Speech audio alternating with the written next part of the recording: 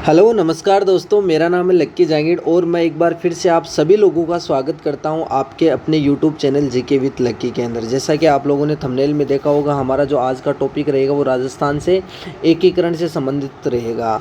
जैसा कि आप लोगों को पता है, हमारो राजस्थान टेस्ट सीरीज़ के माध्यम से पटवारी और सीईटी एग्ज़ाम की हम तैयारी कर रहे हैं। उसके अंदर जो हमारा आज का मोस्ट इंपॉर्टेंट टॉपिक रहेगा वो क्या रहेगा? एकीकरण। किसका? राजस्थान का एकीकरण। की राजस्थान की स्थापना कैसे हुई, राजस्थान में इतने ज़िले कैसे बने, वो पूरे के पूरा मैं आज आपको इसका इतिहास बताने वाला हूँ क्वेश्चंस के माध्यम से।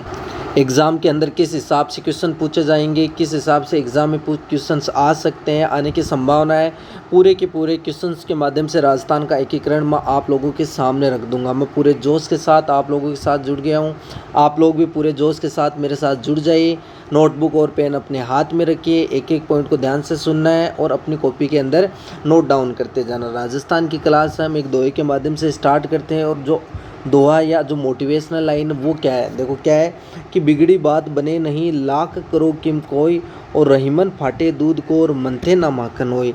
अर्थात अगर बात बिगड़ जाती है तो आप उसको चाहे लाख बार अगर सही करने की कोशिश करोगे तो भी वो बात नहीं बनेगी। उसी प्रकार जिस प्रकार से जो दूध फट जाता है और फटने के बाद आप उसको कितना भी मंथ लो या कितना भी उसको मंथने की कोशिश करो, उसका क्या माखन कभी नहीं निकलता। इसी प्रकार से जो बात अगर बिगड़ गई एक बार, अगर दो दोस्त अगर दरार आ गई दोनों के बीच के अंदर, तो फिर आप कितने ही प्रयत्न कर लीजिए, वो कभी भी उनके जो मन के अंदर जो मुटाव है वो कभी भी दूर नहीं हो सकते। इसलिए जीवन के अंदर हमेशा अपने दोस्त को, अपने मित्र को कभी भी खोना नहीं है, क्योंकि एक इसी प्रकार से कहते हैं कि रूठे सजन मनाइए जो रूठे सो बार, और रहीमन फिरी फिरी पोइए टूटे मुक्ताहार। अर्थात अगर आपका दोस्त रूठ जाता है तो उसको आपको 100 बार भी मनाना है। जिस प्रकार से अगर एक मोतियों से जुड़ा हुआ अगर हार अगर टूट जाता है तो आप एक एक मोती उसको वापस से उस धागे के अंदर पिरो के वापस से उसी सुंदरता के अंदर उस हार को आप अपना निर्माण करते हो। चलिए हम आज की क्लास इसी लाइनों के साथ हम स्टार्ट करते हैं और आप लोगों के सामने जो पहला क्वेश्चन है वो है ये, क्या है कि रियासती विभाग की स्थापना कब हुई? पहला ऑप्शन है 13 जुलाई 1923, दूसरा है 30 अक्टूबर 1946, तीसरा है 13 मार्च 1947, चौथा है 5 जुलाई 1947। देखो 13 जुलाई 1923 को क्या हुआ था, देखो इतिहास से संबंधित जितने भी है वो वापस से हम रिवाइज करते जाएंगे। जो भी हमने पढ़ा है वापस से मैं एक बार आप लोगों के सामने फिर से रिवाइज करवा देता हूँ। देखो 13 जुलाई 1923 को क्या हुआ था, बेंगू किसान आंदोलन हुआ था। बेंगू किसान आंदोलन, उसमें बेंगू जो हत्याकांड हुआ था, बेंगू हत्याकांड, ये कब हुआ था? 13 जुलाई 1923 को। कौन सा हुआ था? बेंगू हत्याकांड। देखो 30 अक्टूबर 1946 को कौन सा हुआ था? कांगड़ा हत्याकांड। कौन सा हुआ था? कांगड़ा हत्याकांड। कौन सा हुआ था? कांगड़ा हत्याकांड। ये कहाँ पर हुआ था? बीकानेर में। बीकानेर में 30 अक्टूबर 1946 को हुआ था। 13 मार्च 1947 को क्या हुआ था? डाबड़ा हत्याकांड। कौन सा? डाबड़ा हत्याकांड। ये कहाँ पर हुआ था? नागौर में। ये कहाँ पर हुआ था? नागौर में डाबड़ा हत्याकांड। तो रियासती विभाग की स्थापना कब हुई? 5 जुलाई 1947 को हुई। कब हुई? 5 जुलाई 1947 को। अगला क्वेश्चन आप लोगों के सामने ये रहा। अगला क्वेश्चन है कि रियासती विभाग के एकीकरण के समय सचिव कौन थे? सचिव कौन थे? SV पटेल मतलब सरदार वल्लभ भाई पटेल, VP मेनन थे, गणेश शंकर थे, गिरिधर शर्मा थे। कौन थे? देखो जो सरदार वल्लभ भाई पटेल वो कौन थे? वो अध्यक्ष थे। कौन थे? अध्यक्ष। रियासती विभाग की जब एकीकरण हो रहा था उस समय जो अध्यक्ष कौन थे? सरदार वल्लभ भाई पटेल थे। तो सचिव कौन थे? VP मेनन। सचिव किसको बनाया गया था? VP मेनन को बनाया गया था। देखो गणेश शंकर, आप लोग वापस से रिवाइज करो। गणेश शंकर देखो देखो याद करो कि राजपूताना जो मध्य भारत सभा की स्थापना हुई थी, कौन सी? राजपूताना मध्य भारत सभा की स्थापना हुई थी। उस समय जो स्थापनाकर्ता कौन थे? गणेश शंकर विद्यार्थी। कौन थे? गणेश शंकर विद्यार्थी। देखो गिरिधर शर्मा, ये कौन थे? कौन थे? अध्यक्ष। गिरिधर शर्मा कौन थे? अध्यक्ष। किसके? जो राजपूताना मध्य भारत सभा की स्थापना हुई थी उसके अध्यक्ष तो कौन थे? गिरिधर शर्मा। और उसका जो स्थापना करता थे वो कौन थे? गणेश शंकर विद्यार्थी थे। अगला क्वेश्चन आप लोगों के सामने ये रहा। देखो क्वेश्चन क्या है कि राजपूताना में ऐसी कितनी रियासतें थी जिनकी जनसंख्या 10 लाख तथा वार्षिक आय 1 करोड़ से अधिक थी? कितनी थी? पहला ऑप्शन है 2, तीसरा 3, 4 या 5। कितनी रियासतें थी जिसकी जो जनसंख्या 10 लाख और वार्षिक आय वो 1 करोड़ से अधिक थी? कितनी थी? 4। कितनी थी? 4। कौन कौन सी थी? जयपुर, जो दूसरी थी जोधपुर, तीसरी थी उदयपुर और चौथी थी बीकानेर। तो जयपुर, जोधपुर, उदयपुर और बीकानेर ये चार ही ऐसी रियासतें थी जब एकीकरण हो रहा था राजस्थान का। उस समय उसकी जनसंख्या कितनी थी? 10 लाख, और जो वार्षिक आय थी वो कितनी थी? 1 करोड़। अगला क्वेश्चन आप लोगों के सामने ये रहा। अगला क्वेश्चन क्या है कि एकीकरण के दौरान राजस्थान में कितनी रियासतें थी? देखो कितने, अगर रियासतों के साथ क्या आता? ठिकाने, तब क्या क्वेश्चन हो जाता है। देखो रियासतें कितनी थी? 19। कितनी रियासतें थी? 19। अगर ठिकाने आते तो ठिकाने कितने थे? 3 ठिकाने थे। कितने? 3। 3 कौन कौन से थे? देखो कैसे याद रखना, नकुल नाम याद रखना, नकुल, नकुल याद। देखो निमराना, न से निमराना, कैसे कुशलगढ़, और ल से लावाक, ल से लावा। ये 3 ठिकाने थे और 19 रियासतें थी। कब थी? जब राजस्थान का एकीकरण हो रहा था, जब राजस्थान को बनाया जा रहा था, उस समय की बात है। अगला क्वेश्चन आप लोगों के सामने ये रहा। क्वेश्चन क्या है कि एकीकरण के दौरान जनसंख्या की दृष्टि से सबसे बड़ी रियासत कौन सी थी? देखो मारवाड़ थी, मेवाड़ थी, जयपुर थी या झालावाड़ थी? देखो मारवाड़। क्षेत्रफल की दृष्टि से कौन से? क्षेत्रफल की दृष्टि से सबसे बड़ी रियासत कौन थी? मारवाड़। मेवाड़ कौन सी थी? सबसे प्राचीन जो रियासत थी वो कौन सी थी? मेवाड़। जयपुर सबसे, जो जनसंख्या की दृष्टि से सबसे बड़ी रियासत कौन सी थी? जयपुर। कौन सी थी? जयपुर। ऑप्शन ब। देखो झालावाड़ कौन सी थी? अंग्रेजों द्वारा बसाई गई रियासत थी। सबसे नवीनतम रियासत कौन थी? झालावाड़ को कब बसाया गया था? सन 1838 में। कब? 1838 में। किनके द्वारा? अंग्रेजों के द्वारा बसाया गया था। अगला क्वेश्चन आप लोगों के सामने ये रहा। अगला क्वेश्चन क्या है? अगला क्वेश्चन है एकीकरण के दौरान भारत का वाइसराय कौन था? देखो एकीकरण के दौरान, देखो कैनिंग। देखो 1857 की क्रांति। कब? 1857 की क्रांति के दौरान भारत का वाइसराय कौन था? कैनिंग। माउंटबेटन। ऑप्शन बी सही रहेगा। देखो क्लीमेंट एटली, ये कौन था? इंग्लैंड का प्रधानमंत्री था। जब राजस्थान का एकीकरण हो रहा था उस समय जो इंग्लैंड का प्रधानमंत्री कौन था? क्लीमेंट एटली। कहाँ का था? इंग्लैंड का प्रधानमंत्री। देखो रिपन के टाइम पे क्या हुआ था? मोस्ट इंपॉर्टेंट एक घटना घटित हुई है रिपन के टाइम पे, वो उसका जवाब आप लोगों को कमेंट बॉक्स के अंदर बताना है। अगला क्वेश्चन आप लोगों के सामने ये रहा। क्या है कि राजस्थान का एकीकरण कितने चरणों में संपन्न हुआ? देखो पहला है 5, दूसरा है 5, तीसरा है 7, चौथा है यहाँ पर 4 कर लीजिए, 4, 7 या 8। कितने चरणों में संपन्न हुआ राजस्थान का एकीकरण? 7 चरणों में संपन्न हुआ। कितना है? 7। देखो कौन कौन से थे? देखो पहले 1948। कितना? 1948। तो 3 48 और 2 49, 1 50 और 1 56, 1 50 और 1 56। देखो 3 2 5, 5 1 6 और 1 7। ये 7 चरणों के अंदर राजस्थान का एकीकरण है वो संपन्न हुआ था। अगला क्वेश्चन आप लोगों के सामने ये रहा। अगला क्वेश्चन क्या है कि देखो मत्स्य संघ में कौन सी रियासत शामिल थी? मत्स्य संघ जब पहला, देखो सबसे पहले जो राजस्थान का एकीकरण हुआ था उसके अंदर जो सबसे पहला जो संघ था वो कौन था? मत्स्य संघ। कौन सा था? मत्स्य संघ। ये कब हुआ था? इसकी स्थापना कब हुई थी? 18 मार्च। कब हुई थी? 18 मार्च 1948 को। कब हुई थी? 18 मार्च 1948। अब मत्स्य संघ में शामिल कौन थे? देखो 4 थे। कौन कौन से? ABCD। देखो अलवर, भरतपुर, करौली और धौलपुर। तो करौली कौन सा ऑप्शन है इनमें से? करौली। ऑप्शन बी मत्स्य संघ के अंदर तो कौन सी रियासत शामिल थी? करौली रियासत शामिल थी। अगला क्वेश्चन आप लोगों के सामने ये रहा।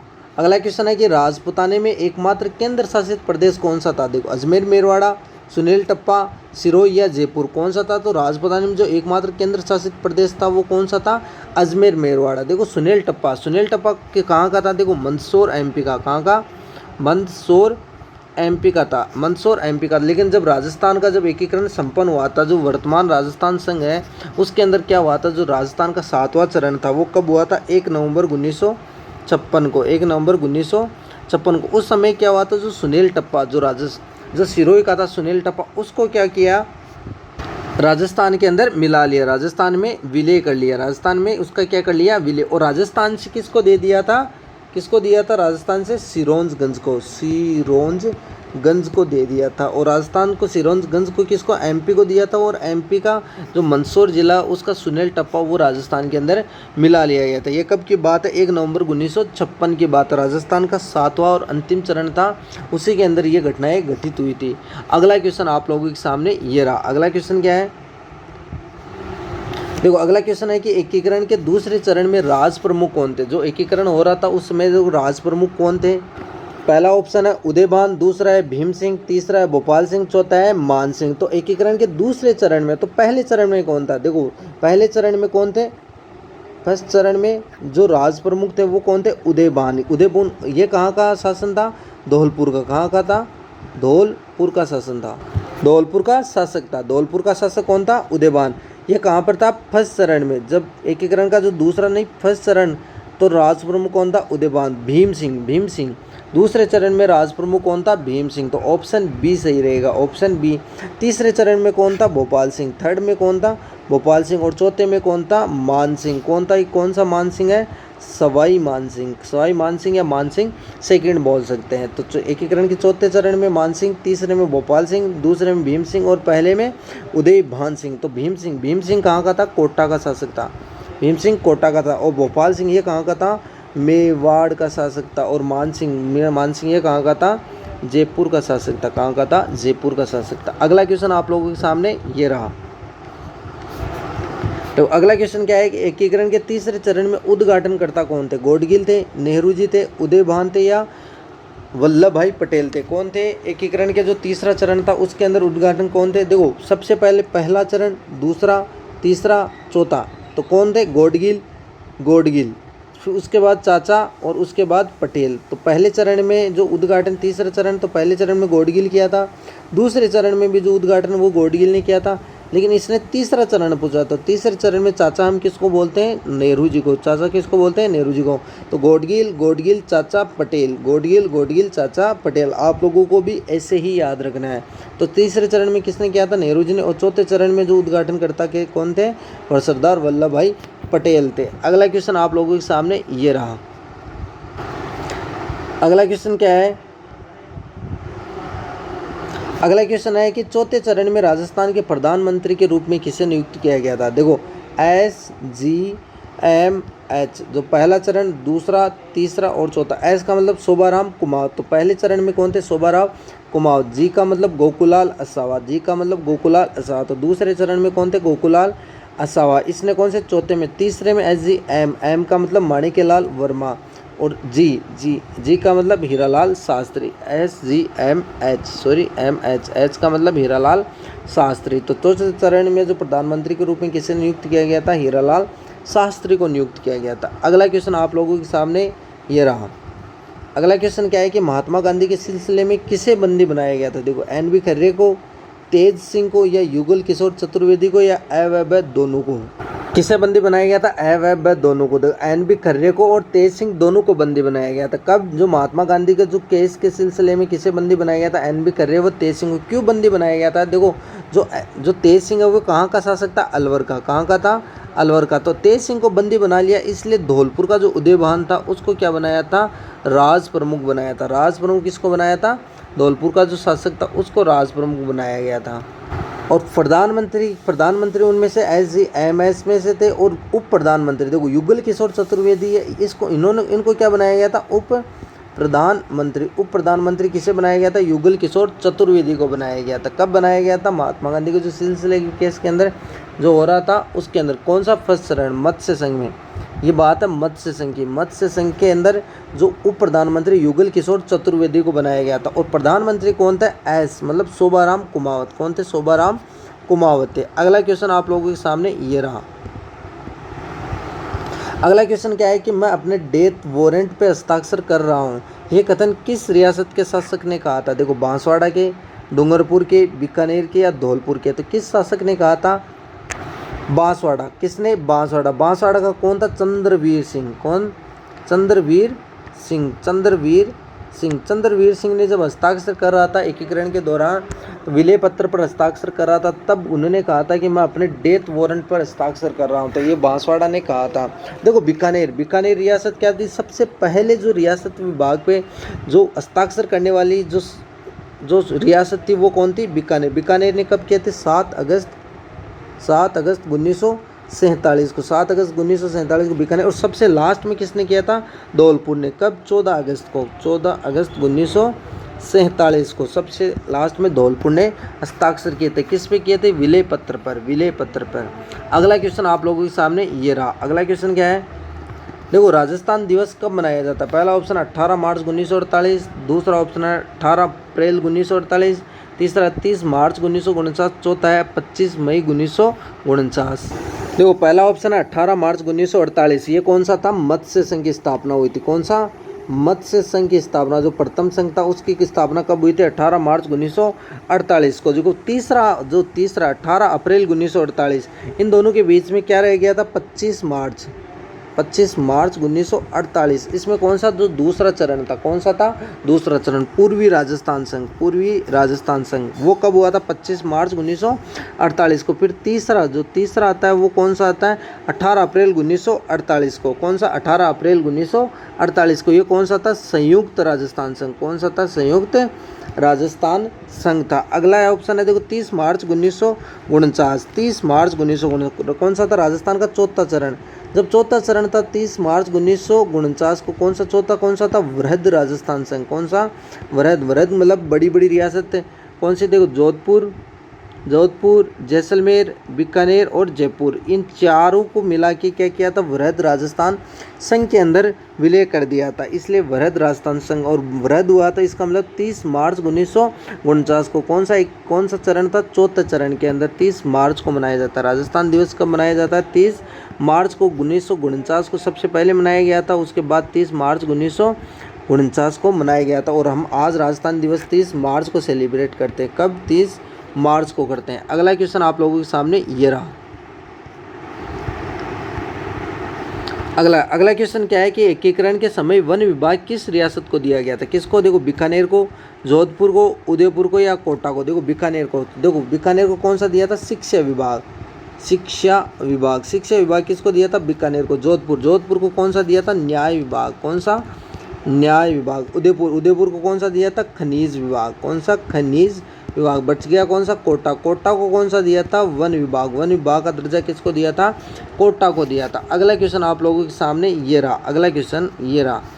क्वेश्चन क्या है कि मत्स्य संघ को किस समिति की सिफारिश पर वृहद राजस्थान संघ में मिलाया गया था? देखो, पहला ऑप्शन है पंडित सत्यनारायण राव समिति, दूसरा प्रभुदयाल समिति, तीसरा शंकरदेव राय समिति और चौथा ऑप्शन है RK सिद्धावा समिति। देखो, पहला ऑप्शन है पंडित सत्यनारायण राव समिति। इनकी सिफारिश पे क्या हुआ था? 30 मार्च 1949 को सबसे पहले राजस्थान दिवस मनाया गया था। कौन सा? राजस्थान दिवस मनाया गया था। किसकी? पंडित सत्यनारायण राव समिति की सिफारिश पर। देखो, ऑप्शन बी क्या है? प्रभुदयाल। बी कौन सा है? प्रभुदयाल समिति। जो मत्स्य संघ के अंदर जो सिफारिश की गई थी वृहद राजस्थान संघ को मिलाए गए, उसके अंदर प्रभुदयाल किसके जो समर्थन कर रहे थे? शंकरदेव। तो जो शंकरदेव राय की समिति है, इसी की सिफारिश पे क्या हुआ? मत्स्य संघ के समिति की सिफारिश पर वृहद राजस्थान संघ में मिला दिया गया था। किसकी समिति पर? शंकरदेव राय समिति। तो प्रभुदयाल और RK सिद्धावा ये दोनों किसके सहयोगी थे? शंकरदेव राय समिति के जो सहयोग कर रहे थे, या जो हम मेंबर बोल सकते हैं, सदस्य बोल सकते हैं, तो प्रभुदयाल और RK सिद्धावा थे। आज के लिए इतना ही। आज की क्लास के अंदर हमने राजस्थान का एकीकरण से संबंधित जितने भी क्वेश्चंस बन सकते हैं हमने पूरे के पूरे 1 बाय 1 कवर किए। देखो, राजस्थान का एकीकरण से यही है कि उस समय जो प्रधानमंत्री कौन था, या जो राज प्रमुख कौन था, या जो प्रधानमंत्री, जो उप प्रधानमंत्री, उसका पद कब हटा दिया गया था, या राज प्रमुख का पद कब हटाया गया था, उसके बाद कि कौन से चरण के अंदर कौन से विभाग की स्थापना हुई, या कौन सा विभाग कौन से डिस्ट्रिक्ट को दिया गया था, इन्हीं से रिलेटेड जो एग्ज़ाम के अंदर क्वेश्चंस बनते हैं, तो हमने 1 बाय 1 करके पूरे के पूरे क्वेश्चंस और राजस्थान का एकीकरण हमने समेट लिया है। आज के लिए इतना ही। अगर आप लोगों को क्लास अच्छी लगी है तो प्लीज़ ज़रूर लाइक करना है, कमेंट करना है, अपने दोस्तों के साथ भी शेयर करना है। आज के लिए इतना ही। मिलते हैं अगली क्लास में। जय हिंद, जय भारत।